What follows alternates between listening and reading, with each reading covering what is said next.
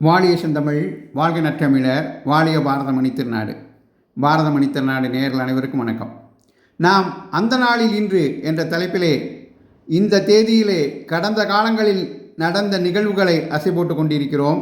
அந்த வரிசையிலே இன்று மே 12 என்னென்ன நடந்தது என பார்க்கவிருக்கிறோம். அதற்கு முன்னதாக நேற்று செவிலியர் தினம் என்று தவறுதலாக ஃப்ளாரன்ஸ் நைட்டிங்கேல் பிறந்த தினம் என தவறுதலாக தகவல் தந்தமைக்காக மனமார்ந்த மன்னிப்பை நமது நேயர்களிடம் கோருகிறேன். இன்றுதான் சர்வதேச செவிலியர் தினம். செவிலியர்களின் சேவையை பாராட்டும் விதமாக இது 1965 முதல் கொண்டாடப்பட்டு வருகிறது. இன்றுதான் கைவிளக்கு ஏந்திய காரிகை என்று புகழப்பட்ட போரில் காயமுற்றவர்களுக்கு தொண்டு செய்த ஃப்ளாரன்ஸ் நைட்டிங்கேல் அவர்களின் பிறந்த நாள். அவர் பிறந்த ஆண்டு 1820. 1965 முதல் இந்த நாள்தான் செவிலியர் தினமாக கொண்டாடப்பட்டு வருகிறது. ஏனென்றால் அவர்தான் செவிலியர்களுக்கு முன்னோடி.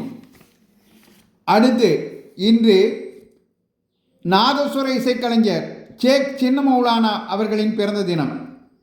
அவர் பிறந்த ஆண்டு 1924. செட்டிநாட்டு அரசர் ராஜா சர் முத்தியா செட்டியார் அவர்களின் நினைவு தினம் இன்று.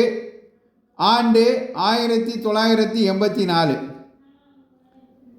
இந்தியாவின் மிகப்பெரிய விமானம் தாங்கி கப்பலான INS விராட் இந்திய கப்பற்படையில் அதிகாரப்பூர்வமாக இணைக்கப்பட்ட நாள் இன்று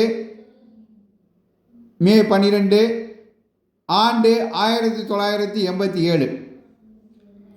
தகவல் அறியும் உரிமை சட்டம் 2005 ராஜ்யசபாவில் நிறைவேறிய தினம் இன்று மே 12.